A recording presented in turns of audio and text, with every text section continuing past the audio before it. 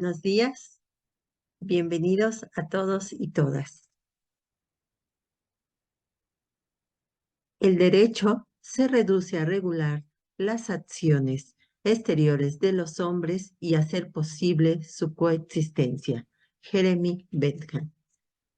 Bienvenido a la Universidad Mexicana de Asunción. Les da la más cordial bienvenida a su conferencia Juicio Ordinario Civil y Oral, dirigido por su señoría Jorge Ortega Camacho, de quien me permito dar una breve reseña curricular.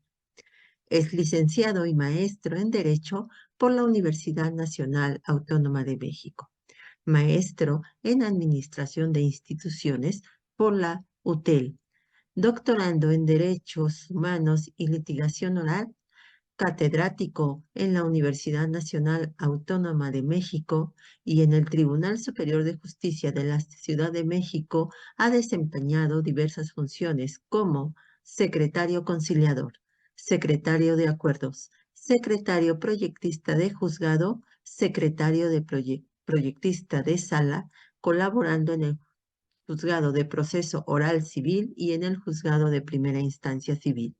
Ha sido también proyectista en salas y actualmente se desempeña como juez de primera instancia.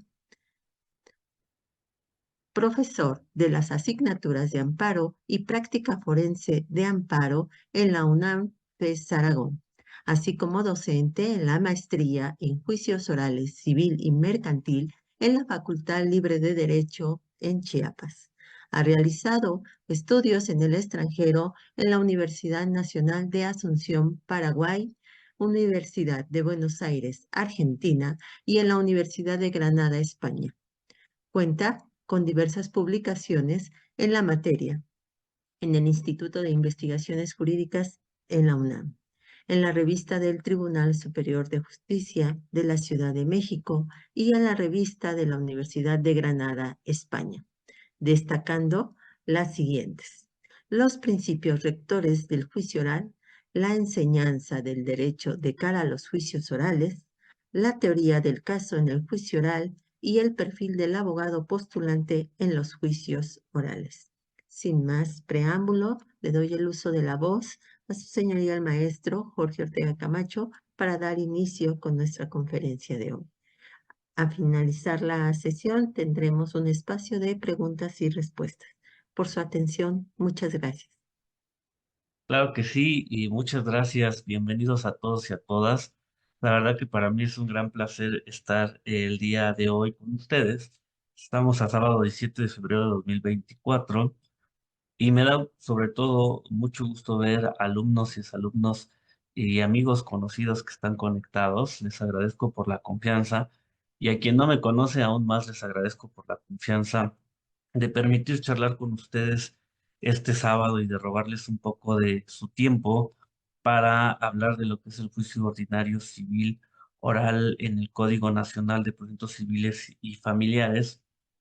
Y bueno, vamos a tratar de que sea amena esta charla, esta conferencia, porque bueno, es día sábado, ¿verdad? Pero sé que estamos con toda la intención de compartir el conocimiento. Y bueno, pues vamos a empezar con la frase que ustedes ya la conocen, muchos que han estado conmigo en otras materias, pero yo siempre inicio con esta frase cuando hablamos de oralidad, porque considero que es una frase que engloba precisamente el objeto, el sentido de lo que es el juicio oral en cualquier materia. Y dice así: los hechos vivos, a menudo dramáticos, que pueden acompañar un debate oral, son más aptos para promover la verdad que las inertes actas y expedientes. Prohibirle al juez que vea el rostro de la parte, que converse con ella y con los testigos, y que los escucha, significa arrebatarle al juez una de las guías más importantes, quizás la más importante para descubrir la verdad. Es una frase de Gerald Walter y precisamente nos da ese sentido que caracteriza a los juicios orales, que son procedimientos democráticos, que son procedimientos transparentes, que son procedimientos con un sentido humanista, ¿no? Lo que se busca es ese contacto directo con las partes, con los justiciables, que la justicia en realidad se escuche. Entonces, vamos a iniciar estableciendo, pues, que este Código Nacional de Proyectos Civiles y Familiares, que se publicó en junio del año pasado, pues todavía no está en vigor en ninguna de nuestras entidades federativas, ni siquiera a nivel federal, sino que se dieron 4 años, es la vacatio legis, para que vaya entrando en vigor. ¿Y cómo va a ir entrando en vigor? Pues cada poder judicial de los estados, incluida la Ciudad de México, y el Poder Judicial de la Federación tendrán que ir capacitando a su personal y observando la infraestructura que tienen, que también eso es muy importante, para entonces decirle al Congreso, a los congresos de los estados o al Congreso de la Unión a nivel federal, pues que ya están preparados y que inicie la vigencia, que se haga la declaratoria de vigencia, pero esto no puede pasar de 4 años. Entonces tenemos estos 4 años que iniciaron en junio del año pasado para que podamos nosotros tener implementado el Código Nacional de Proyectos Civiles y Familiares. Y es un código que perfeccionó la oralidad, que se tuvo por ahí la intervención de muchos sectores de la sociedad, como lo son abogados postulantes, el Poder Judicial, los poderes judiciales de los estados, la CONATRIP, pero también pues se tomó en cuenta, por ejemplo, a los notarios, a asociaciones civiles como de personas desaparecidas y protectoras de los derechos de la infancia. Y entonces también tomando en cuenta las barras de abogados, incluso la industria hotelera, todas estas personas que tenían que ver con la organización y creación de este código, pues se genera un código que va más apegado a la oralidad como tal, ¿no? Y los ejes rectores de este código va a ser la justicia oral, la perspectiva de derechos humanos, sobre todo la plena identificación de personas vulnerables para que se trate de que la vulnerabilidad que implica su condición no se vea reflejada en los códigos. Por eso el código se hizo en este término de una perspectiva de derechos humanos y que sobre todo no se vea reflejada en el proceso y que entonces deje en estado de indefensión a estas personas. Entonces, ese es nuestro segundo eje rector, que es una perspectiva de derechos humanos y por supuesto la justicia digital, que no es más que otra cosa que cualquier procedimiento de los que regula el Código Nacional, incluido lo que vamos a hablar el día de hoy, el juicio ordinario civil oral, pues pueda llevarse por una vía digital, con las precisiones que nos hace el capítulo respectivo.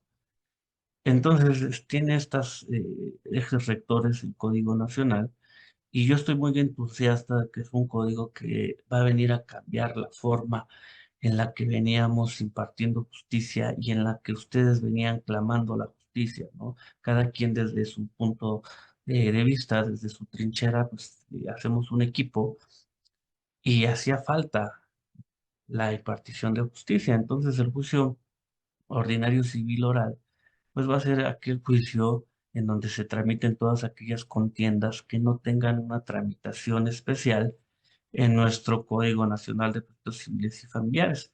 ¿Por qué? Porque vamos a tener otros juicios especiales que también van enfocados a la oralidad, como por ejemplo el juicio especial hipotecario oral, el de controversia de arrendamiento inmobiliario oral, el ejecutivo civil oral, la inmatriculación oral y otros que van enfocados precisamente a la oralidad.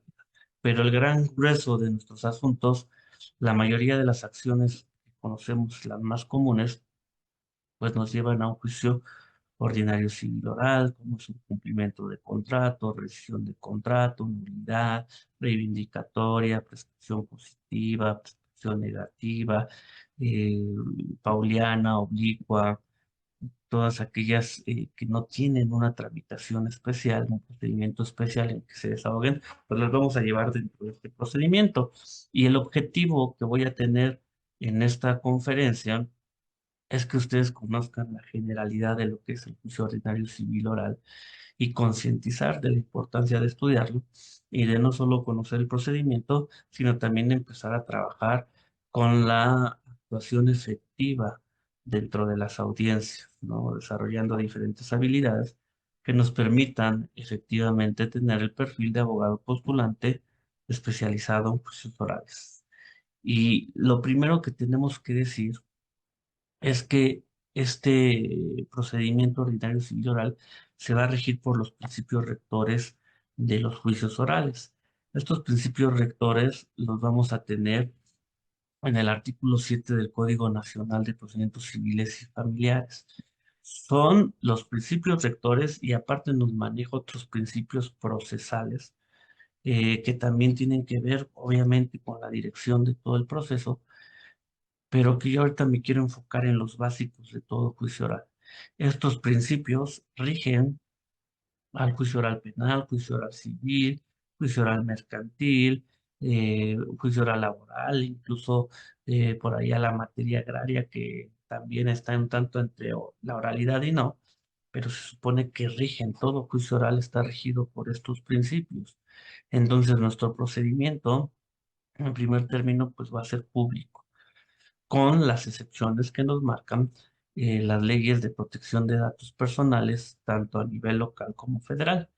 Pero esa es la excepción. La regla es que cualquier persona pueda ingresar a las audiencias, pueda presenciar las diligencias y que entonces el público, la sociedad, las partes sean quien fiscalice el actuar del juzgado, quien establezca si ese juez está actuando apegado a derecho, si está actuando conforme a justicia, aunque no sean peritos en derecho. Créanme que en los juicios orales que he tenido la oportunidad de observar, las partes se entienden, porque esa es otra de las finalidades del proceso, la democratización del proceso, el lenguaje sencillo, el principio de simplicidad, de que las audiencias, las diligencias, pues sean dirigidas también a las partes materiales, ¿no? Al actor, al demandado y que entiendan lo que se está haciendo. Y por supuesto también al público que quiera entrar a presenciar las diligencias, las audiencias, ¿no? Entonces, este principio de publicidad implica que cualquier persona pueda estar presenciando los actos que se lleven dentro de las audiencias, dentro de las diligencias. El principio de continuidad va a implicar que los actos procesales dentro de todo el procedimiento se lleven de manera secuencial, continua e ininterrumpida, tal y como lo va marcando el propio procedimiento. Y en específico que dentro de las audiencias, pues las mismas no se vean interrumpidas, que el desahogo de pruebas sea una tras otra para que en la mentalidad del juez, en esa valoración, en ese juicio que está haciendo precisamente en la audiencia de juicio, pues las valore en su conjunto, las valore en lo individual y entonces tenga fresco en la mente todo lo que pasó en ese juicio para emitir sentencia. De hecho, lo que buscan estos juicios no es complicar las cosas, es hacerlas más sencillas. Yo les platico siempre una historia que a mí me gusta sobre un ministro de Estados Unidos que va a Austria a presenciar el sistema de justicia austriaco y entonces en Austria tienen más de 100 años con un procedimiento oral como lo tenemos nosotros, una audiencia preliminar, una audiencia de juicio o como lo estamos intentando tener. Entonces él entra y dice que observa a las partes, al abogado de la parte actora, al abogado de la parte demandada, al juez, y se sorprende porque dice están en una plática, como si estuvieran en una plática entre amigos. Todo el lenguaje es muy sencillo, entre ellos mismos se van preguntando, se van diciendo, se desahogan las pruebas, y llega el momento en el que el juez dice, ya sé cómo voy a determinar este asunto, y lo dicta. Entonces dice, se le hizo tan rápido, tan sencillo, que dice, ¿por qué complicamos la justicia y por qué no lo hacemos así? Claro, la sencillez no implica dejar de tomar las cosas con seriedad, ni tampoco implica, como coloquialmente se dice, hacer las cosas al aventón. No, significa que eso que estamos haciendo, que lo tenemos muy bien preparado, que lo tenemos muy bien estudiado, lo podamos hacer de la manera más sencilla posible. Entonces, la continuidad implica eso, ¿no? Que de manera secuencial, sucesiva, se vayan dando los pasos dentro del procedimiento para evitar dilaciones procesales, para evitar que el procedimiento entre la etapa en la que el juez juzga las pruebas y dicta sentencia, pues se haga mucho tiempo, ¿no? Y es lo que le va dando celeridad. Y luego viene nuestro principio de concentración, que implica que la mayoría de los actos procesales se concentren en uno solo. Y eso es lo que hace que estos juicios funcionen. Eso es lo que hace que el Banco de México haya realizado un estudio en donde establezca que los procedimientos que se han llevado en la oralidad mercantil han reducido hasta en un 40% a los que se han llevado el procedimiento escrito. ¿Por qué? Porque, por ejemplo, en nuestra etapa de postulatoria, que es donde fijamos la litis y donde hay la demanda, contestación a la demanda, desahogo de vistas, en su caso reconvención, contestación a la reconvención, en esos escritos ya se ofrezcan las pruebas, que no se abra un periodo probatorio, entonces concentra, por decir ese periodo probatorio, es la etapa postulatoria y de fijación de la litis. En la audiencia preliminar no se diga, ¿no? Se concentran en lo que es la depuración procesal con la admisión de pruebas, con la depuración del debate, eh, para efecto de que eso que anteriormente se hacía y que también se conjunta con la conciliación o mediación, eso que anteriormente o en los procedimientos que aún están vigentes escritos, teníamos una etapa de conciliación, después se abrió el juicio a prueba, pues que todo eso se vaya conjuntando para hacerlo más rápido. Eso implica la concentración, que la mayoría de los actos procesales pues se puedan hacer en una sola audiencia. Y en la audiencia de juicio no se diga, vamos a tener pues la etapa de alegatos en conjunto con la etapa de desahogo de pruebas y con el dictado de sentencia muchas de las veces.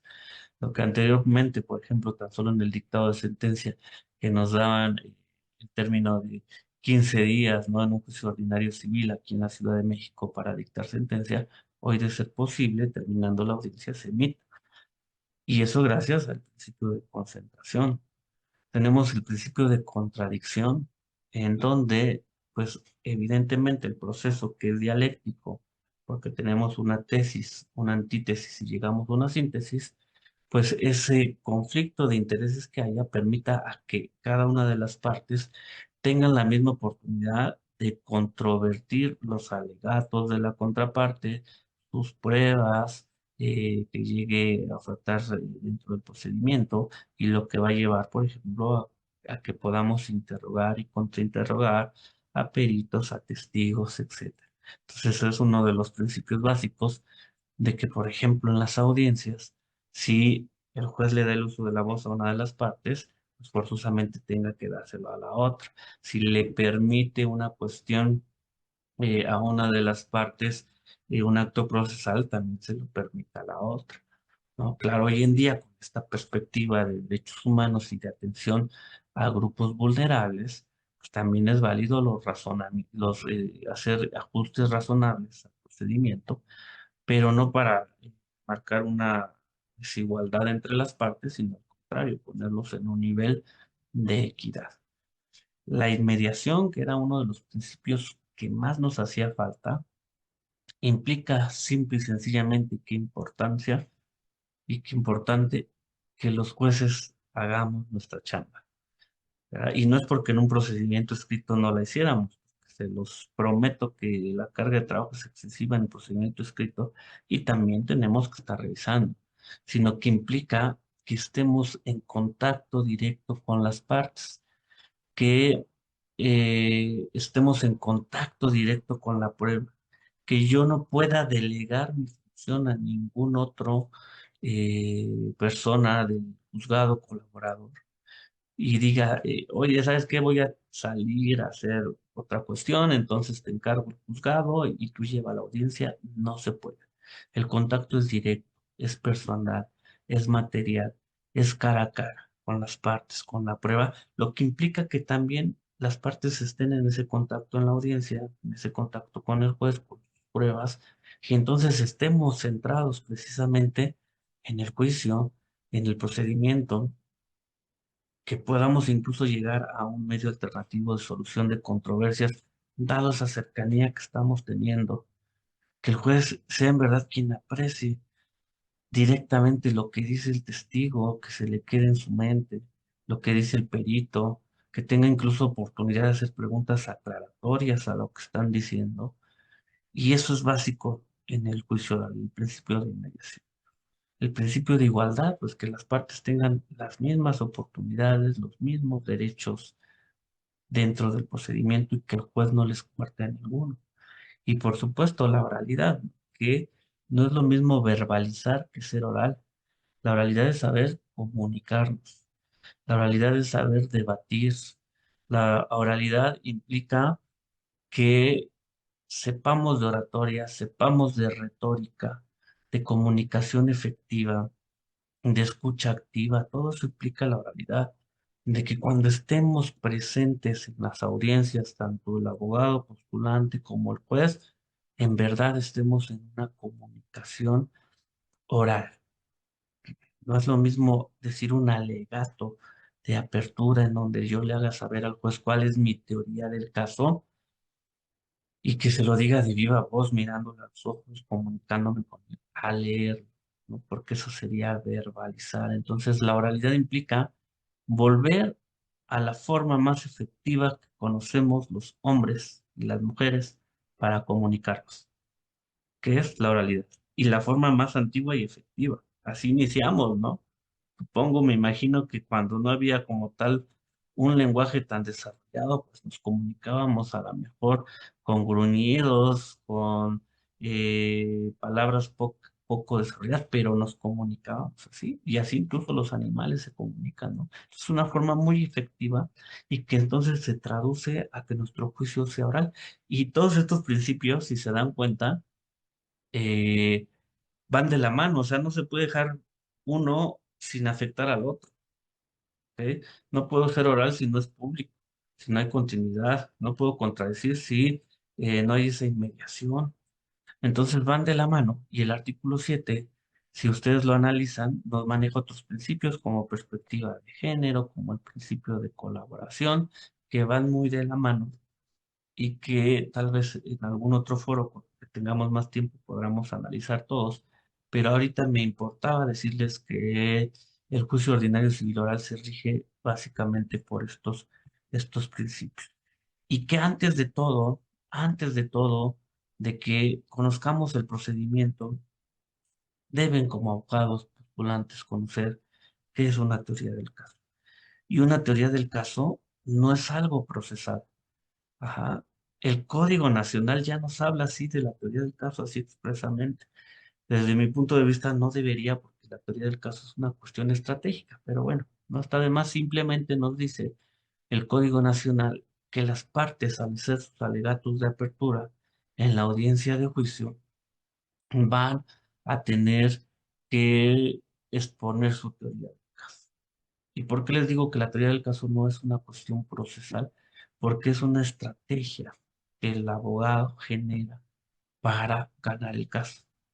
No es algo que el código te diga, haz una teoría del caso y son los siguientes puntos, o que esa teoría del caso la tengas que entregar por escrito. Pues no, eso es algo que tú llevas, que es el trasfondo de todo tu caso, que es una herramienta metodológica que tú planteas desde que el cliente está en tu despacho o desde el primer momento en que lo ves o la ves y te está planteando.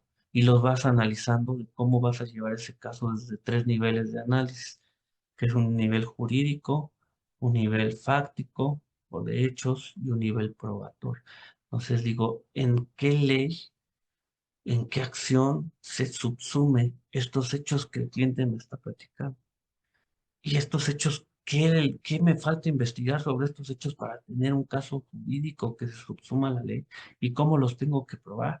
Y entonces empiezo a hacer a futuro toda mi planeación de cómo voy a estructurar esa teoría del caso, de cómo voy a acreditar qué pruebas voy a ir adjuntando, voy a ir recabando, voy a preparar para que cuando yo ya tenga el caso bien formado, lo presente ante el juez por medio de mi demanda.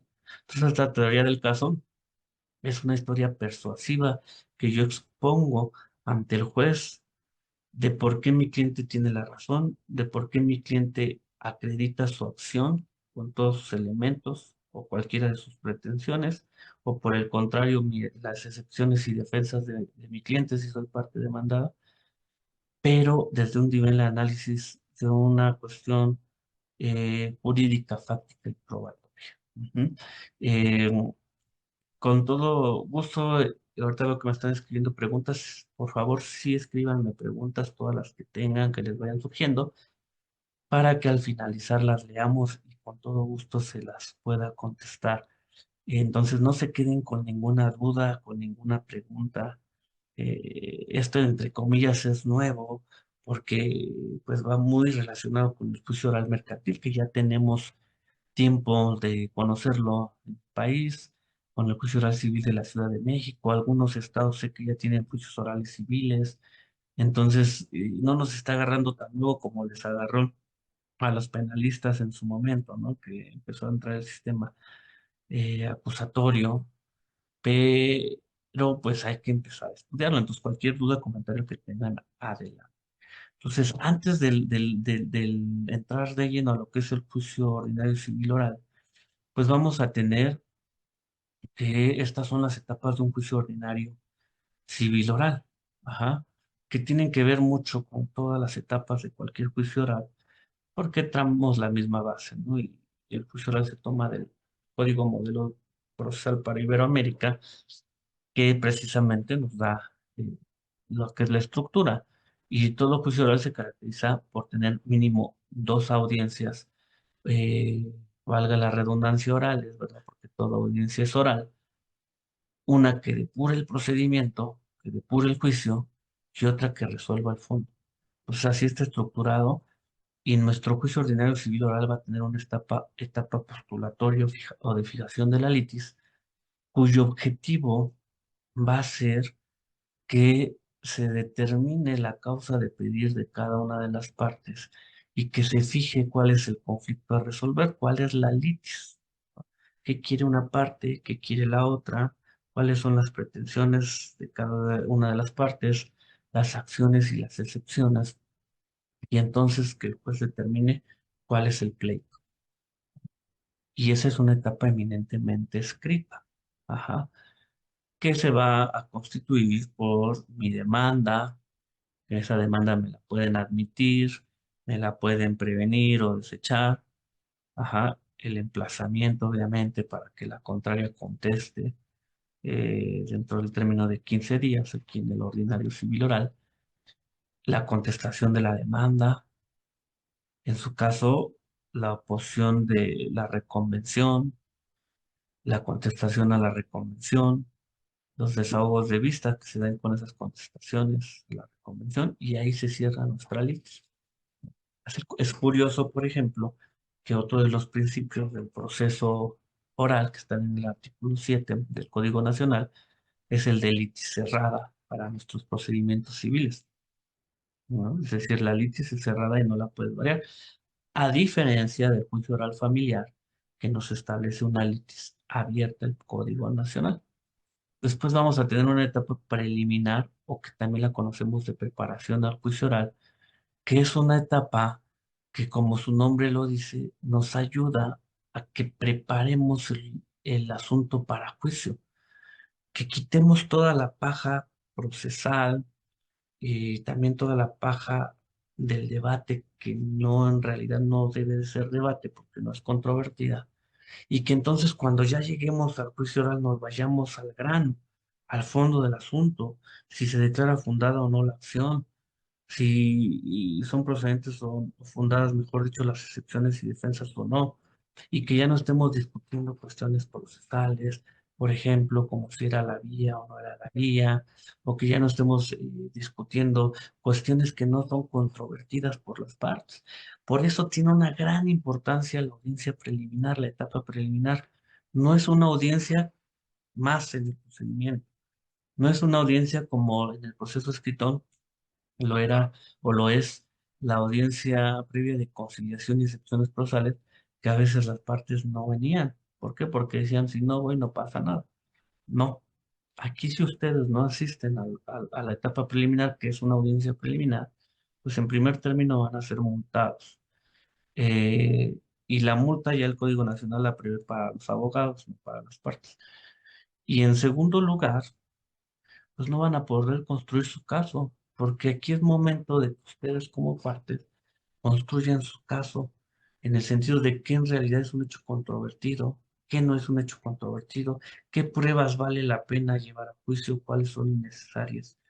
Y entonces, qué mejor manera que ustedes como partes construyan un caso que le presenten al juez en la audiencia de juicio, ¿no? Entonces es muy importante. Después va a venir nuestra etapa de juicio oral, que va a estar compuesta por la audiencia de juicio y que va a ser la etapa decisiva del procedimiento, es decir, la etapa en donde el juez genera en su psique, en su mente, claro, con la apreciación que haga conforme a la sana crítica, leyes de la lógica, máximas de la experiencia sobre el caudal probatorio, quién de las partes tiene la razón, ¿no? Y cómo va a llegar a una determinación. Es donde el juez siente el caso. Acuérdense que sentencia viene de sentir el caso, claro, pero conforme al panorama jurídico, fáctico y probatorio. No solo un sentir como lo sería una valoración de íntima convicción, sino un sentir pegado a las leyes de la lógica y máximas de la experiencia, y esa es la etapa decisiva del procedimiento y que se compone con nuestra audiencia de juicio oral. Después, algo muy importante va a venir nuestra etapa de recursos o impugnación, porque eh, a diferencia del oral mercantil y el oral civil que tenemos en la Ciudad de México, el juicio ordinario civil oral sí es apelable. Vamos a tener solamente tres tipos de recursos en nuestro Código Nacional. Vamos a tener el recurso de queja, vamos a tener el recurso de apelación y el recurso de reposición en segunda instancia. No existe la revocación. El recurso de revocación no está contemplado en el Código Nacional. Solamente tenemos esos tres recursos y entonces puede haber apelación, eh, que en el caso del juicio ordinario civil oral es una apelación que se va a admitir en ambos efectos. En los juicios especiales va a ser en efecto devolutivo. Y claro, también podemos promover nuestro juicio de amparo, que como ustedes saben, el amparo pues, es una cuestión autónoma, es un juicio autónomo que está regulado en la ley de amparo con sus propias determinaciones, ¿no? Entonces, vamos a tener esa etapa de impugnación de los recursos, cuyo objeto va a ser revisar la resolución que emitió el juez para ver si puede ser modificada, recurrida o confirmada. Y entonces ahí vamos a tener esta etapa.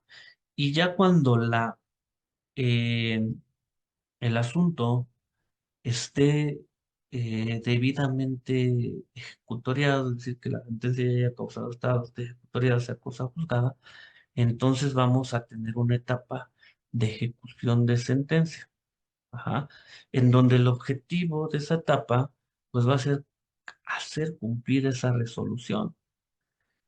Y mucho ojo, porque la etapa de ejecución de sentencia ya es una cuestión de orden público, en donde también al juez, a la sociedad, importa que las sentencias pues sean debidamente cumplidas, que no queden en letra muerta. Entonces, este es nuestras etapas de nuestro procedimiento ordinario civil oral, así en general, y pues eh, sus objetivos primordiales. Ahora, eh, aquí estaría todo nuestro procedimiento ordinario civil oral. No sin antes, obviamente, voy a dar crédito a este cuadro, porque no lo hice yo, este cuadro, pero me pareció muy ejemplificativo y con la debida autorización del doctor Luis Raimundo Mace Moreno, que me hizo favor de regalarme este libro, pues se los comparto para poder ejemplificar y explicar esta conferencia. Este cuadrito lo saqué del Código Nacional de Proyectos Civiles comentado y correlacionado, ediciones Gallardo, en donde precisamente el coordinador fue el doctor Luis Raimundo Macé Moreno. Y bueno, fueron algunos especialistas quienes lo comentaron en el código. Y precisamente este es nuestro procedimiento, ¿no? Fíjense, tendríamos nuestra etapa postulatoria que va a empezar con una demanda cuyos requisitos van a estar en el artículo 235 y 244 del Código Nacional en relación al ofrecimiento de pruebas que deben de ir en estos escritos que están en el artículo 250. Esta demanda, como se los dije, esta etapa es por escrito. Ajá. Entonces, esta demanda que se presenta por escrito ante el órgano jurisdiccional competente, ahorita vamos a hablar de la competencia, pero aquí nos lo menciona, artículo 89, 235 y 244, va a ser admitida, prevenida o desechada, ¿no? Si nos admiten nuestra demanda, pues continuaremos con el emplazamiento. Si no, puede ser que nos las prevengan. Recuerden que las prevenciones únicamente pueden ser por cuestiones de forma, errores de dedo o cuestiones que la demanda sean confusas o que la demanda sea irregular porque no cumpla con los requisitos, en este caso del artículo 235 y 244 del Código Nacional. Entonces no las previenen. Si deshago la prevención en tiempo y forma, pues me la retiran. Pero puede ser que también me la desechen porque esa demanda sea notoriamente improcedente. Hay algunos supuestos en específico, por ejemplo, en el juicio de nulidad, nulidad de juicio concluido, que también nos establece el Código Nacional, esta acción, que se faculta al juez para poder hacer un estudio preliminar de la demanda, lo que llamamos el estudio liminar de la demanda, y si vemos que es notoriamente improcedente, desecharla. Sería un supuesto, por ejemplo, en el que la desechemos y contra ese desechamiento procede el recurso de queja hoy en día en el Código Nacional.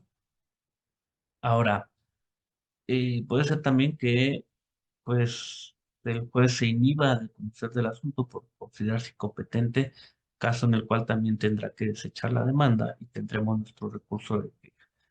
Si el juez la admite, entonces se va a mandar a emplazar conforme al 254.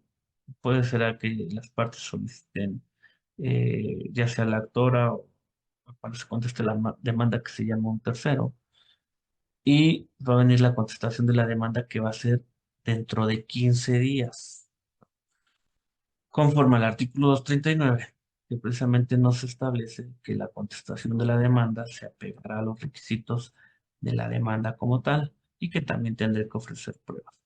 Ahí puede oponer excepciones y defensas, se puede reconvenir, puede allanarse, que en el caso de allanamiento, y ratificado que sea el mismo, en caso de que el allanamiento haya sido con firma autógrafa, pues se va a ordenar pasar inmediatamente a sentencia definitiva, siempre y cuando la acción lo permita, ¿no?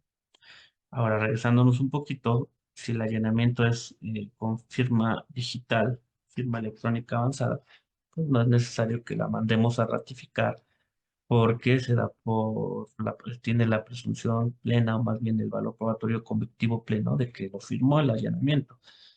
Em, Ahora, ¿qué les decía? Puede ser que te allanes y previa ratificación, lo común es que se vaya a sentencia, pero va a haber casos en que pese al allanamiento no nos vayamos a sentencia. Por ejemplo, en una prescripción positiva hay hechos que se deben de acreditar que no los puede subsanar o no se pueden reconocer con un allanamiento, porque el allanamiento pues son hechos propios de quien se allana. Pero, por ejemplo, la calidad de la posición de manera pública, ininterrumpida, continua, que generalmente es con testimonial, ¿verdad? Aunque no es la única ley idónea, tendrá que ser acreditado. Y ahí aún a pesar del allanamiento tendremos que abrir audiencia de juicio, pero la preliminar ya no. Puede ser que se reconvenga, ujú, esa contestación que se da en 15 días. Obviamente si reconviene, voy a darle vista con la contestación a la demanda para que le desahogue en 3 días, pero a la par lo voy a mandar pues para que conteste la reconvención en el término de 15 días, ¿no? De ahí nos vamos a ir y hasta aquí entonces terminaría nuestra etapa postulatoria, que es por escrito. Ajá. Esta etapa postulatoria, entonces, si surgen incidentes dentro de la misma, vamos a tenerlos que hacer valer por escrito. Ajá. Ya cuando estemos en audiencias, si surgen incidentes, tendrán que ser verbales en las audiencias. Por ahí, a excepción del de impugnación de documentos, que siempre es por escrito. Pero entonces, bueno, contestamos a la reconvención, se da vista con la contestación de la reconvención y ese auto que emite el juez en donde tiene por desahogadas las vistas, con la contestación de la demanda o bien contestación de la reconvención, con ese auto se da por finalizada la etapa postulatoria. Es muy importante que en ese auto veamos que si opusimos alguna excepción procesal, eh, y ofertamos pruebas para la excepción procesal, no las hayan admitido.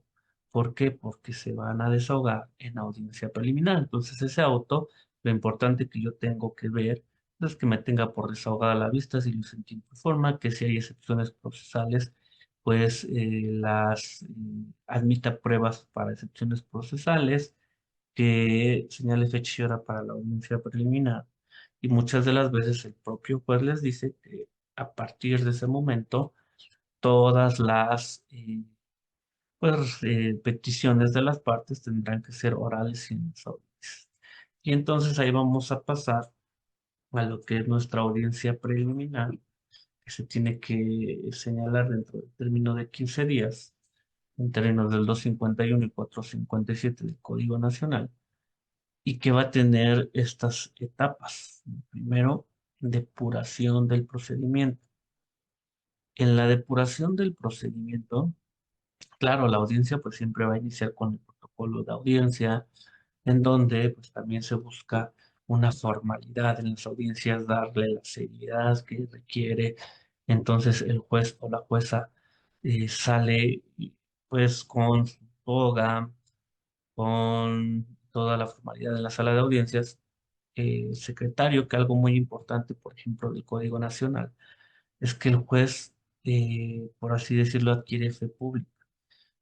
Y entonces ya no es necesario que un secretario de acuerdos lo esté auxiliando en la audiencia. ¿Por qué? Porque la verdad es que a veces los secretarios, pues, estaban en la audiencia, tenían muchas cosas que hacer, si bien la única función que era, pues, dar fe de lo que pasaba. Pero hoy en día, ¿qué más fe de lo que pase que la videograbación? Entonces, por eso el código hoy en día nos dice que el juez puede dar fe por sí mismo de lo que se diga en la audiencia. Claro, está la videograbación, entonces no es necesario. Podría ser que el juez aperture la audiencia, diga quiénes son las partes, el tipo de juicio, número de expediente, quién comparece, les tome protesta de cuando se con verdad e inicie la audiencia sin necesidad de que esté el secretario de acuerdos. Después entonces va a empezar con la primera etapa, que es la etapa de depuración del procedimiento, en donde va a revisar la legitimación procesal de las partes. Aquí es muy importante ver, digo, algo un poquito a veces más doctrinario, porque en la práctica a veces lo tomamos como sinónimos, que la legitimación procesal va a estar dividida en personalidad y personería, que es lo que revisa aquí el juez, ¿no? La legitimación procesal, que es un presupuesto procesal de la acción. Si hablamos de personalidad, hablamos que las personas podemos comparecer a un juicio por propio derecho. Ajá.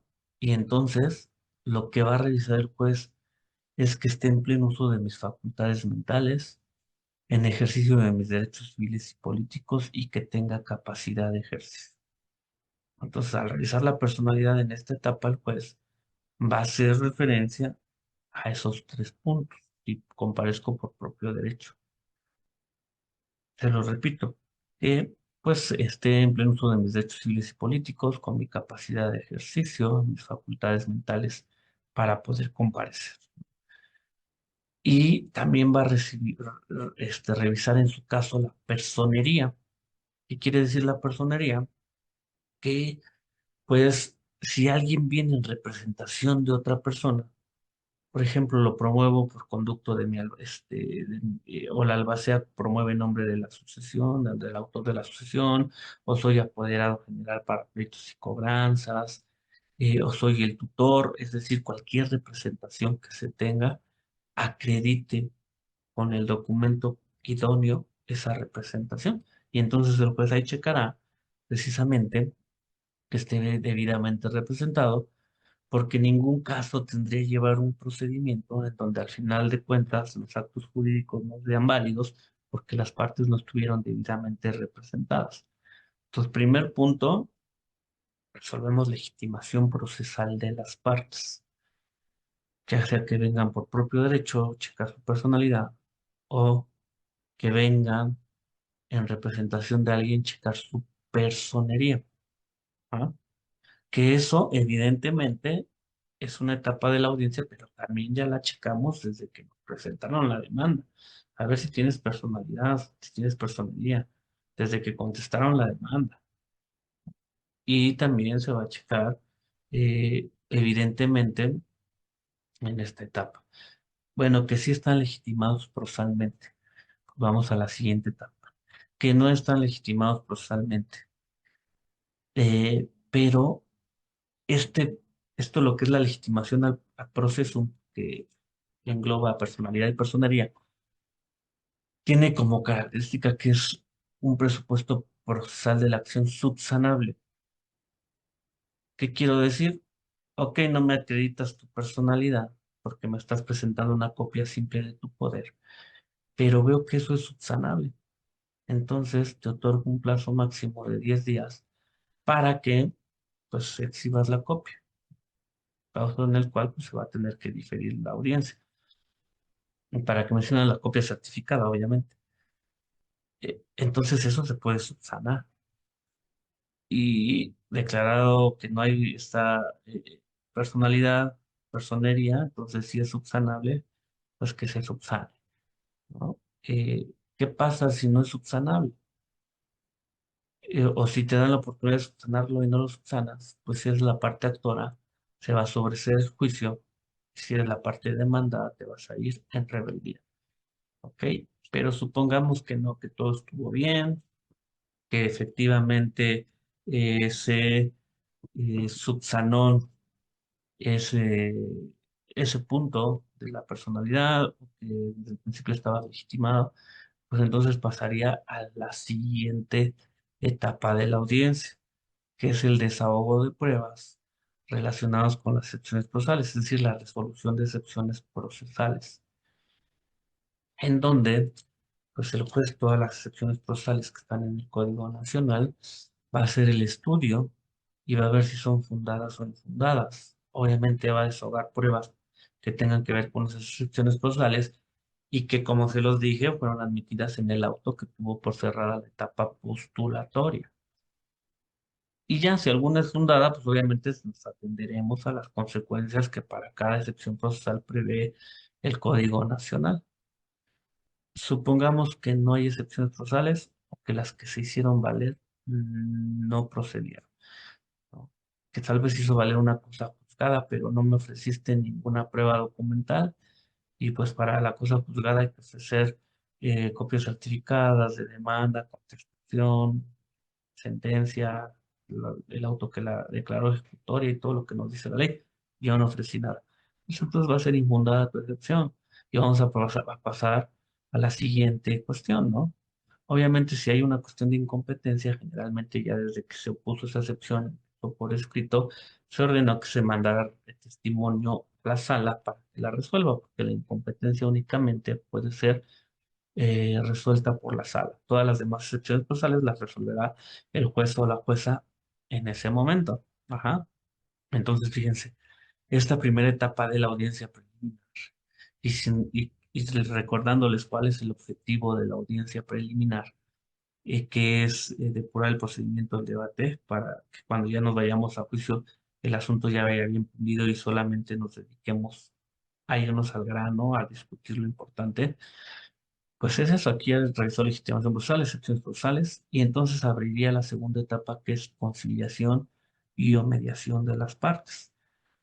Esta etapa, el juez tiene que, eh, pues, ser muy hábil para plantear, ya sea eh, propuestas, ¿no? Porque nos habla el Código Nacional de una conciliación, posibles propuestas de solución al convenio y tratar que las partes den propuestas, que se llegue a un convenio. Incluso algo que nos menciona hoy el Código Nacional es que puede haber pláticas conciliatorias y las partes de común acuerdo ahí en la audiencia le pueden pedir un receso al juez para que no sea ante presencia del mismo que hagan pláticas conciliatorias, lo que no estaba previsto, por ejemplo, en el oral mercantil y el oral civil de la Ciudad de México. Pero también el juez tiene un papel activo importante porque les tiene que hacer saber los beneficios de llegar a un acuerdo, ¿no? Que su relación de comercio, de amistad o de lo que tuvieran, eh, pues siga perdurando, que salen ganando las dos partes generalmente en un acuerdo, que no se tiene que someter a todo un procedimiento en donde forzosamente uno tenga que perder y otro que ganar, que van a ahorrar tiempo, dinero, todo eso, tratárselos de explicar para efecto de lograr que efectivamente llegue, ¿no? Porque también el juez debe de tener un nuevo perfil. El juez debe de tener un perfil como facilitador de las partes, instructor de las partes, una comunicación efectiva, conciliador de las partes. Y entonces, si las partes en ese momento consideran que llegan a un convenio, es decir, que efectivamente, pues, ellas quieren solucionar su problema, en ese momento de manera verbal tendrán que hacer el convenio sin que sea una cuestión tan rigurosa como lo sería en un procedimiento escrito, en donde nos tengamos que reconocer personalidad y las cláusulas sean muy solemnes, sino irnos al grano. Conviene cada una de las partes a que se comprometen, cuidando tanto las partes como el juez que sea materia de la litis, que no se dejen desventaja ninguna de las partes, es decir, que no sea leonino, que no afecte al derecho, a la moral, a las buenas costumbres, ¿no? Y de no ser contrario a derecho, entonces se aprobará y se le dará categoría de cosa juzgada. Ujú. Que las partes no quisieron llegar a ningún acuerdo, que las partes, pues, simple y sencillamente quieren irse a todo el juicio. Entonces pasaremos a la siguiente etapa de la audiencia, que va a ser la depuración del debate, así lo denomina. Y la depuración del debate se va a dividir en la fijación de acuerdos sobre hechos no controvertidos y la fijación de acuerdos probatorios. Esto es bien importante y la verdad que como abogados debemos de concientizarnos que si no trabajamos esta etapa de la audiencia, nuestro asunto va a ser muy complicado, o al menos va a ser muy sobreabundante. ¿Y qué implica? Que estudiemos el caso. Así como nosotros los jueces tenemos que tener un estudio previo a audiencia de todo el caso, conocerlo, saber, pues cuanto y más ustedes que son las que vienen a defender a las partes. Entonces, dice, entre el depuración del debate vamos a fijar hechos sobre, acuerdos sobre hechos no controvertidos. Y el primer punto importante es que son acuerdos. ¿Y un acuerdo qué es? Un acuerdo es valga la redundancia, un acuerdo de voluntades de las partes. Ujú. Aquí el juez no los puede obligar a que lleguen a un acuerdo, pero sí debe ser facilitador e instructor de guiarlos. Ujú. Que no deberíamos, ¿no? Y yo los invito a que cada quien tratemos de hacer nuestro papel en la audiencia. Pero entonces, es un acuerdo entre ustedes, en donde yo le propongo a la parte que del juicio saquemos un hecho que no es controvertido. ¿Y qué es un hecho no controvertido? Pues simple y sencillamente ese hecho, que así como yo lo manifiesto como parte actora, la parte demandada lo acepta. Igualito. Si yo digo en mi hecho, que el 25 de noviembre de 2024 celebramos un contrato de compraventa de un automóvil, que ese contrato se fijó en 240,000 pesos pagaderos el 1 de septiembre, y la contraparte contesta que es cierto, eso es un hecho no controvertido. Ajá. A lo mejor mi teoría del caso del actor es decir, celebramos el contrato y ya no me pagó. Y a lo mejor el demandado, su teoría del caso es decir, sí le pagué, pero el contrato, la celebración del contrato, no es controvertido. Y lo único controvertido es si se pagó o no se pagó y será materia de prueba y de debate, por eso es depuración del debate. Entonces, imagínense, si yo no fijo, por eso les digo, es importante que ustedes vayan fijando su caso, depurando su caso, porque si yo no pido, yo no fijo eso como hecho no controvertido, entonces tendría que acreditar la relación contractual, los términos y condiciones, llevar a la mejor ahí a juicio el documento. Claro, el documento tiene que evaluarse, pero digo, probar que es cierto, a ver si me lo objetó, no me lo objetó, etcétera, y el juicio se empieza a hacer tan grande. Cuando simple y sencillamente yo le digo a mi contraparte, este, ¿sabes qué? Te propongo como hecho no controvertido la celebración del contrato y sus términos y condiciones. Y eso ya no me lo llevo a juicio. Entonces, ahí es lo importante y le digo, ¿por qué cada parte debemos ir haciendo nuestro trabajo? Porque se empezó a ver, por ejemplo, en la práctica, en los juicios orales mercantiles y civiles aquí en Ciudad de México, que los abogados empezaban y desafortunadamente a ver esta etapa como una más. Entonces le decía el juez, abogado de la parte actora, ¿tiene hechos no controvertidos que proponer? ¿Acuerdos sobre hechos no controvertidos que proponer? No, ninguno. Abogado de la parte demandada, ¿usted tiene hechos no controvertidos? Tampoco. Decían, pues total. Y no iban construyendo el caso, no iban depurando el debate. ¿Qué es lo que se ha hecho aquí en la Ciudad de México? Los jueces de oralidad han sacado lo que se llaman los precedentes horizontales, que tienen que ver con buenas prácticas procesales también, no son vinculatorios ni obligatorios, pero son como criterios. Y que ahora el Código Nacional ya lo establece así. El juez debe de guiarlos. A ver, permítanme, ¿no? Parte actora dice que no tiene hecho no controvertido. Parte de demandar dice que tampoco hay. Sin embargo, yo como juez veo que el primer hecho, que es la celebración del contrato con sus términos y condiciones, ambos lo reconocen como cierto. Entonces les vuelvo a preguntar, ¿ese hecho no consideran que no sea controvertido? Ah, sí, su señoría, ese no es controvertido. Pero la verdad es que aunque el código ya lo establece así para el juez y se ha manejado como buena práctica procesal, lo que quieran, esa labor no la tendría que hacer el juez, la tendrían que hacer los abogados. Ujú. Porque si no me voy a llevar muchas cosas. Imagínense que ambos ya estamos reconociendo que sí es el contrato y por ahí hay una pericial para ver si es la firma, cuando ya las dos ¿saben qué va a generar eso?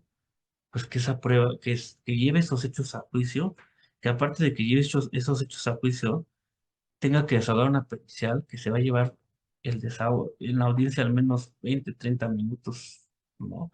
En interrogatorio y contrainterrogatorio, incluso reinterrogatorio y contrainterrogatorio, que nos maneja el código, y que aparte un tercero en discordia, cuando un hecho que ni siquiera es no controvertido, ¿no? Que claro, ahí el juez si viera eso, pues igual podría desechar la prueba, pero es un ejemplo para que veamos la importancia de estas etapas. Bueno, entonces cada parte propondrá hechos no controvertidos y el juez irá fijando esos acuerdos. Les repito, aunque el juez puede ser instructor, guía, incentivarlos, no los puede obligar, no les puede decir, oigan, la relación contractual que están ustedes estableciendo es, es reconocida por ambos. No quieren fijar eso como hecho no controvertido y si me dicen que no, no puede decir, ah, pues yo se lo fijo, yo ya vi que no es controvertido, porque se acuerdas de las partes. Igual la siguiente etapa de la depuración del debate, que es acuerdos sobre hechos, sobre acuerdos probatorios, que fíjense, eso de acuerdos probatorios va muy ligado a los hechos no controvertidos. Si generalmente yo ya hice una buena fijación de hechos no controvertidos, entonces va a haber pruebas que sean innecesarias y que en esta etapa yo puedo irle diciendo a mi contraria que le propongo como acuerdo que esa prueba que ya es innecesaria, pues no la llevemos a juicio. a lo mejor va a decir el abogado de la parte actora tiene un acuerdo probatorio que proponer. Sí, su señoría, yo le propongo a mi contraparte que toda vez que ambos ya reconocimos que el contrato sí fue firmado, así como sus términos y condiciones que se desprenden del mismo, y que él había ofertado una prueba pericial para impugnar, no sé, el- la firma que cobra en el mismo, dado que ya es un hecho no controvertido su celebración, le propongo que se desista de esa prueba. ¿Qué dirá el juez? Con esa propuesta le corro el uso de la voz a la contraparte. Sí, su señoría, toda vez que efectivamente ya reconocimos la celebración del contrato con sus términos y condiciones, ningún caso tiene que se desahogue la prueba pericial, por lo cual me desisto de la misma. Los acuerdos probatorios tienen tres objetivos. Primero, ver qué prueba ya es innecesaria, sobreabundante, que ya no tenemos que llevar, generalmente porque ya es materia de hecho no controvertida. Segundo, cómo podemos desahogar determinada prueba. Oye, ¿sabes qué? Estás proponiendo un perito en grafoscopía. Y yo también estoy proponiendo un perito en grafoscopía. Entonces, ¿por qué no llegamos a un acuerdo probatorio en donde solo sea un perito nombrado por el juez el que resuelva el asunto y ya no nos vamos a dos periciales y que tercero en discordia y nos someteremos a lo que establezca el perito que nombre el juez? ¿No? O bien cada quien ofreció una instrucción judicial sobre un inmueble o que se tiene que trasladar a un inmueble y dices, oye, yo ofrecí una y yo otra, ¿por qué no acordamos ahorita ante el juez que se fije una sola fecha para ir a hacer la inspección judicial de ambos y que en esa fecha se establezcan todos los puntos, cuestionamientos de las dos inspecciones? Es decir, segundo punto, ¿cómo podemos preparar una prueba, desahogar una prueba eh, de manera conjunta, ponernos de acuerdo? Y tercer punto, algo que es también nuevo en el Código Nacional y que está perfectamente regulado ya en el Código Nacional, es que las partes en ese momento nos podamos poner de acuerdo para ingresar una prueba a juicio que no habíamos ofertado, pero que en este momento nos estamos dando cuenta que es primordial. Oye, pues tú dices que es falso, yo digo que es verdadero, pero ni tú ni yo ofrecimos la prueba pericial. Yo le propongo a mi contraparte que en este momento ofertemos una prueba pericial para efecto de solucionar o resolver ese hecho controvertido, porque no la habíamos ofertado, siempre y cuando sea de común acuerdo, porque acuérdense que esto es de las partes y es acuerdo, y el acuerdo es un acuerdo de voluntades. Ujú. Igual el juez como instructor y todo lo estoy guiando, pero la idea es que ustedes ya lleven bien estudiado su caso y lleven cuáles son sus hechos no controvertidos, cuáles son mis acuerdos probatorios, cómo los voy a proponer en juicio. Entonces, fíjense, ahí está acuerdos sobre hechos no controvertidos, acuerdos probatorios en esas tres vertientes, es decir, qué prueba ya es innecesaria y la sacamos del juicio, la depuramos, ¿no? Hagan de cuenta que es como cuando vamos allá al garage y lo único que quiero yo tener en mi garage es herramientas para componer motos, porque eso me gusta. Pero yo tengo un relajo, tengo ahí de Navidad, voy a depurar todo, ¿para qué quiero lo de Navidad? Ahorita sí voy a poner ahí un establecimiento de motos. Tengo ahí unas vajillas del año del calor. Empiezo a depurar, a sacar todo lo que no tiene que ver con lo que yo estoy buscando, que es mi objeto, es que es tener herramientas para componer motos. Lo mismo pasa aquí en el proceso.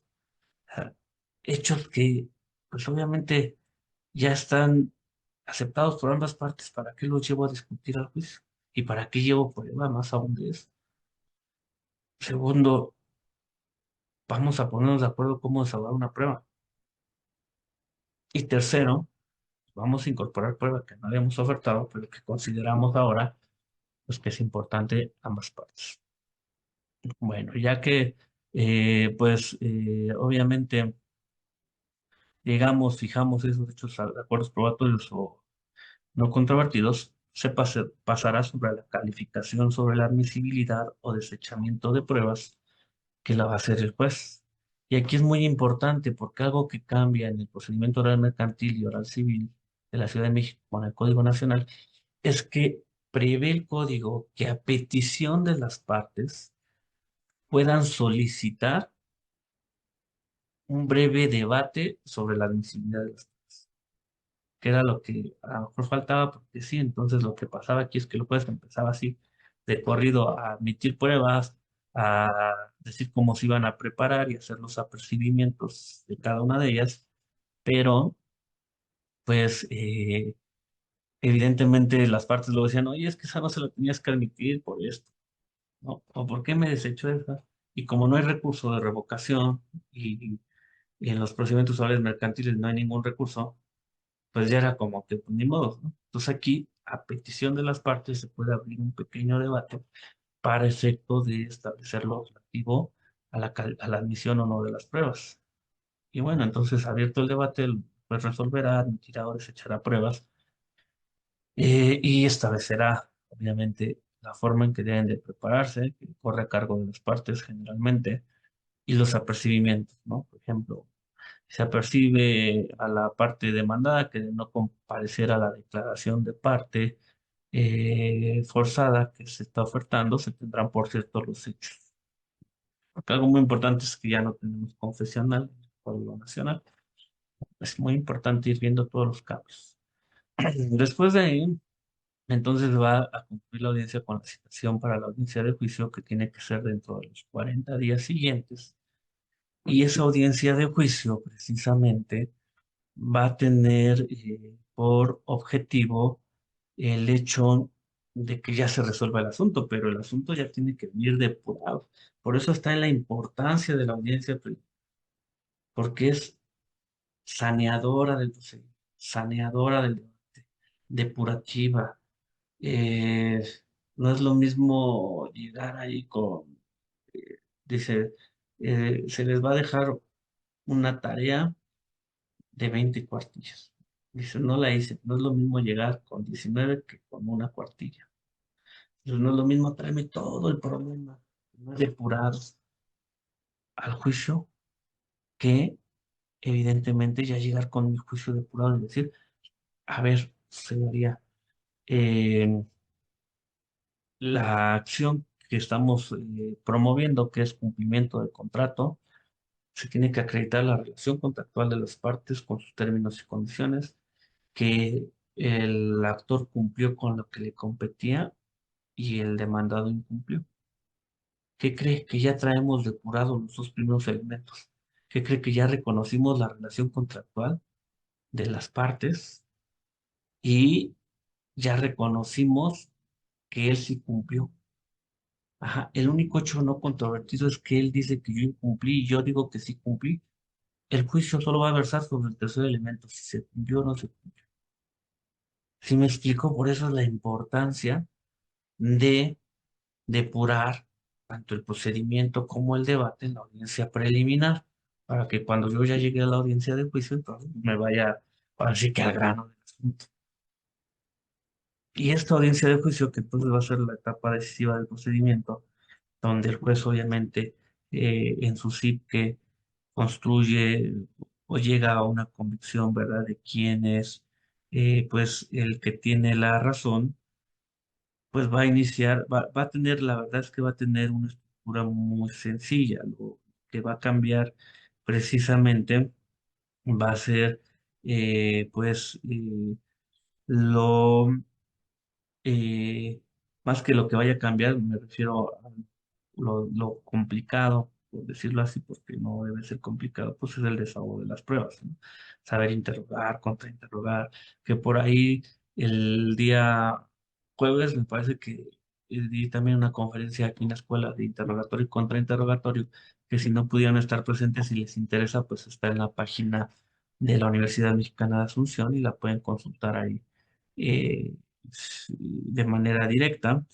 Y vaya, esa conferencia, hablo del interrogatorio y contrainterrogatorio, porque también es algo muy importante el hecho de que las pruebas pues, se vuelven pruebas personales. Anteriormente casi trabajamos sobre documentales, pero hoy en día, pues, bajo los principios que les expliqué, está en contacto directo con las partes, está valorándolas y es labor fundamental e importante de los abogados saber interrogar, contrainterrogar, reinterrogar y recontrainterrogar, ¿no? Entonces, lo que yo les comentaba que va a ser muy, muy importante la estructura y nuestra audiencia de juicio va a iniciar con alegatos de apertura. Y ahí es donde hablaba que aquí el Código Nacional nos hace referencia a la propiedad del caso. Los alegatos de apertura, eh, pues van a tener ustedes que decirle al juez a nivel de promesa qué es lo que voy a ver en el juicio oral y cómo voy a acreditar mi teoría del caso, plantearle mi teoría del caso y cómo la voy a acreditar, pero a nivel de promesa. En esos alegatos de apertura no podemos hacer conclusiones todavía, porque el juez todavía no ve. Imagínense, y yo como juez evidentemente me daría cuenta que traen un testigo aleccionado y me dicen, y el testigo, señoría, le va a decir que a las 8 estuvo y vio, y obviamente no.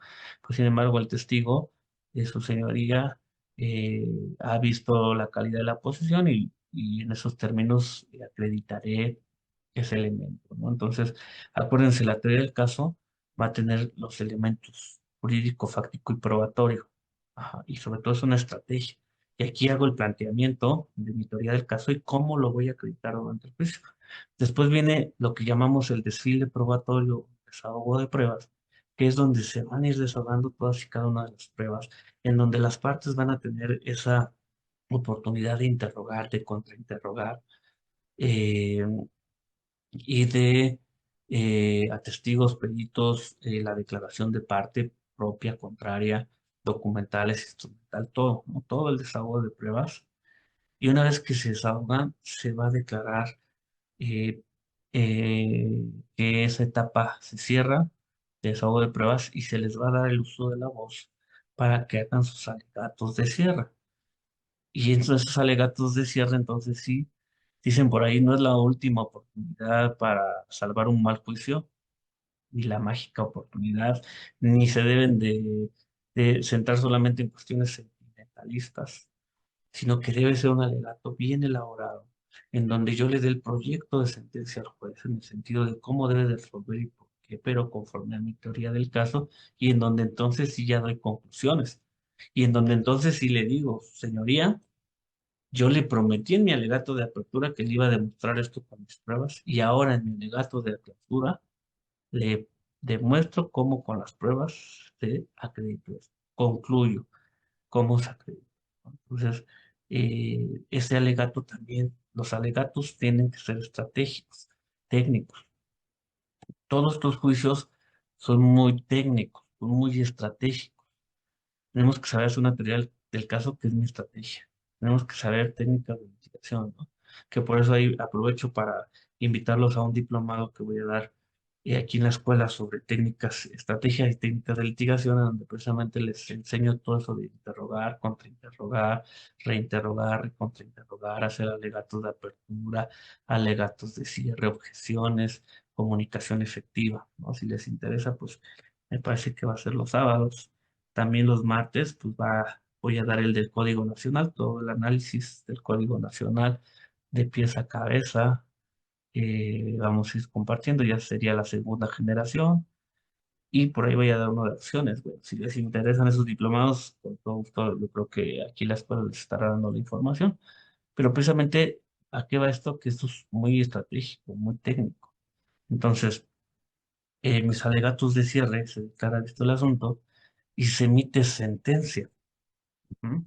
Esa sentencia, la regla general es que se emita en el mismo día la audiencia de manera verbal y esa explicación verbal es para las partes. Esa explicación verbal es para las partes materiales más que para las formales, es decir, va más para el actor demandado que para los abogados.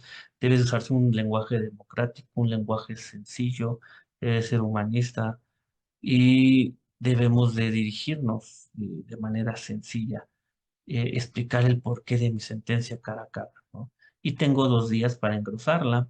por escrito. Igual en los casos en que se considere complicado, complejo el asunto, pues podría haber una ampliación, pero debe ser la excepción.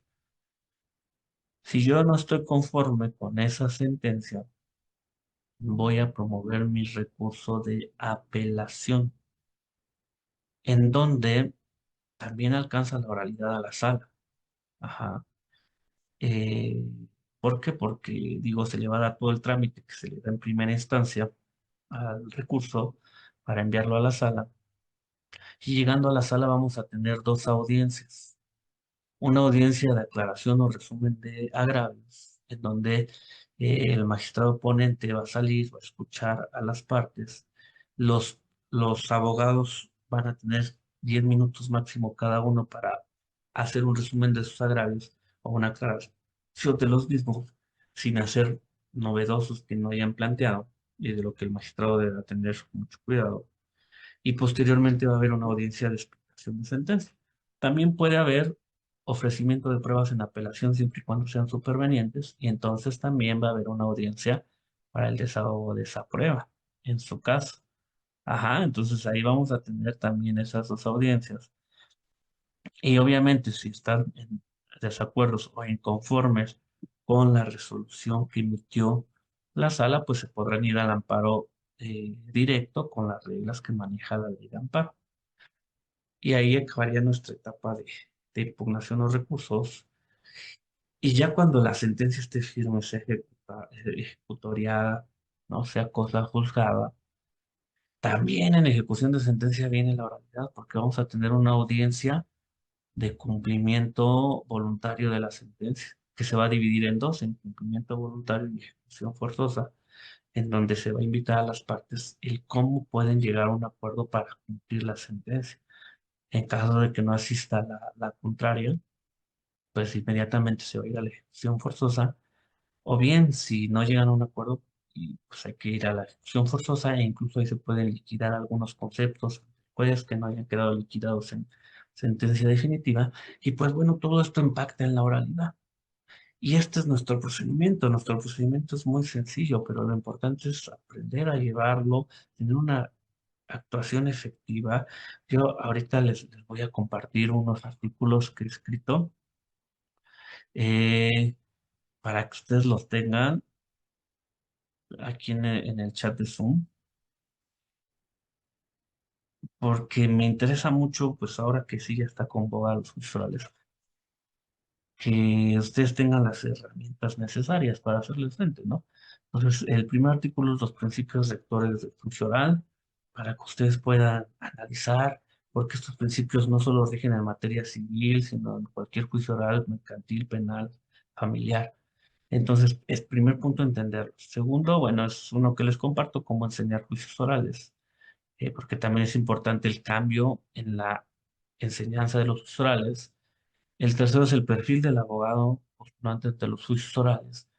Es decir, qué características, y a eso voy. O sea, este procedimiento se verá sencillo, pero estar en la audiencia requiere características de un nuevo perfil: oratoria, retórica, comunicación efectiva, inteligencia emocional, debate. Todo eso lo tenemos que tener bien en claro para poder participar en la audiencia, ¿no? Entonces, un nuevo perfil que nos demanda, tan solo la retórica es muy importante en cuanto a sus tres vertientes: etos, patos y logos. Etos, ¿quién es el orador para ir a hablar? ¿Qué credibilidad tiene? Logos, ¿cuál es su argumento lógico jurídico? Y patos, ¿qué sentimiento inyecta a su discurso? Entonces, aquí vamos a ver eh, lo que es precisamente el perfil del abogado y la teoría del caso, que sería el último. Pues tendríamos que checarlo ahí, ¿no? La teoría del caso. Que ustedes vean. Y les decía yo entonces, en esto de la teoría del caso, ya para ir concluyendo, porque desafortunadamente no tenemos mucho tiempo, es una conferencia corta, eh, quiero decirles que entonces esa teoría del caso, que yo la defino como la elaboración del medio idóneo que aplicaremos a nuestro asunto para desarrollar de una manera eficaz, buscando explicar cuál es la realidad histórica, el cómo ocurrieron los hechos, según cómo vengan nuestros intereses. Es decir, va a ser como su mapa, guión, partitura de cómo van a llevar todo su caso para ganarlo desde sus tres elementos, pues envuelve todo este procedimiento, ¿no? Porque para yo ir litigando cada uno de los pasos, tengo que tener una teoría del caso. Tengo que ver qué estoy defendiendo, cuál es mi propuesta, cuál es mi punto, ¿no? Entonces, ahí tendría que ir checando cada uno de esos puntos, ¿ok? Y esto en general es nuestro juicio ordinario civil oral. Claro, muy resumido se los quise dar ahorita porque pues es una conferencia cuyo objetivo es ese, darles a conocer de principio a fin cómo es el juicio ordinario civil oral que nos maneja el Código Nacional, pero hay que ir estudiando sus particularidades, cuáles son los requisitos de la demanda, cuáles son las excepciones procesales, cómo elaborar de manera estratégica mis alegatos, mis pruebas, interrogatorio, contrainterrogatorio, todo eso. Pero bueno, para dar oportunidad a que resuelvan ustedes todas sus dudas, pues hasta aquí estaríamos con esto de lo que es el juicio ordinario civil oral y también para no quitarles mucho tiempo, porque yo sé que es sábado y muchos de ustedes pues tienen algunos compromisos. Entonces, pues para empezar, agradezco mucho la invitación a la Universidad Mexicana de Asunción. Agradezco a ustedes que me hayan dado la confianza de poder platicar hoy una perspectiva muy genérica de lo que es el juicio ordinario civil oral y los felicito porque ya están empezando a interesarse con esto que no tarda en entrar en vigencia y que pues va a ser de aquí en adelante el pan nuestro de cada día si nos queremos dedicar o nos dedicamos a esto. Entonces, muchas gracias y maestra Pati, si hay alguna pregunta, por favor, digo que sea por escrito y si alguien quiere abrir su micrófono posterior a que leamos las preguntas por escrito para hacer directamente una pregunta, lo puede hacer con toda confianza, por favor. Sí, muchísimas gracias, su señoría.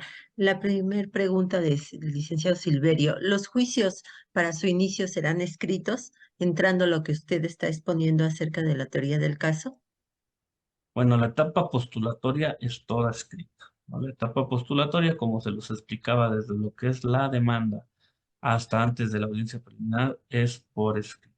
Ajá. Si se refieren a la entrada en vigor del Código Nacional, tenemos 4 años para que entre en vigor y obviamente los procedimientos que ya están llevándose por escrito se continuarán llevándose así, salvo que ambas partes, porque así lo dice uno de los transitorios del Código Nacional, se pongan de acuerdo y consideren que debe transitar a la oralidad.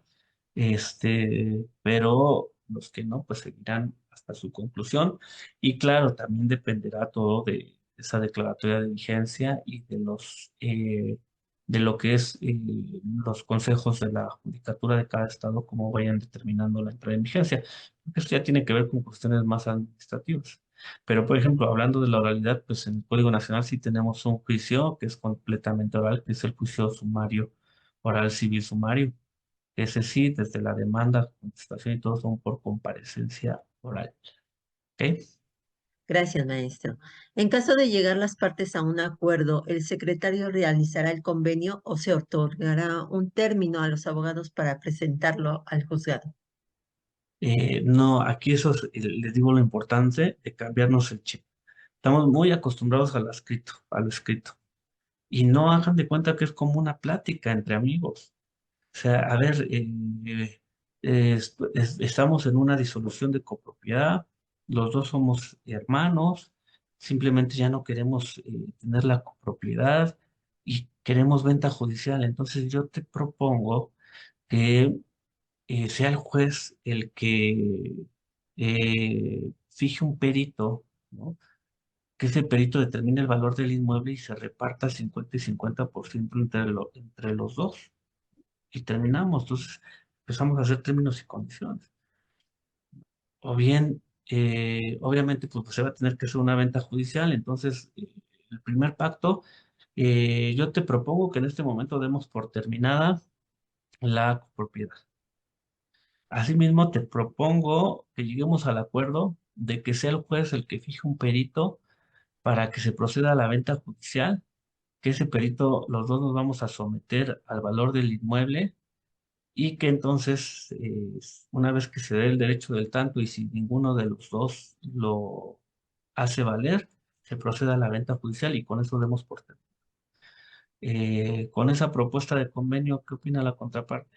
Sí, su señoría, estoy de acuerdo que sea en esa forma. Usted fije un perito, ese perito va a evaluar el inmueble, se va a sacar a venta judicial, a cada uno le debe tocar 50%, con eso se da por terminada la propiedad, y si alguien quiere hacer uso del derecho del tanto, lo hará en términos de 8 días que da la ley. Si no lo hace, pues se procederá a la venta judicial y una vez hecha la venta, partimos el dinero. Está bien, entonces en esos términos se queda establecido el convenio y al juez dirá qué términos. Les digo, hoy en día, como el juez tiene fe pública en el Código Nacional, pues no es necesario que esté el secretario ni que lo haga constar, pero si está, bueno, pues que se haga constar en el acta sucinta rápidamente los términos y condiciones. O sea, así tan sencillo, una plática entre amigos, pero obviamente vigilando que ese acuerdo no sea contrario a la moral, a la ley, a las buenas costumbres y que sobre todo no dejen estado de desventaja a ninguna de las partes. Y lo aprobamos, no necesito presentarlo por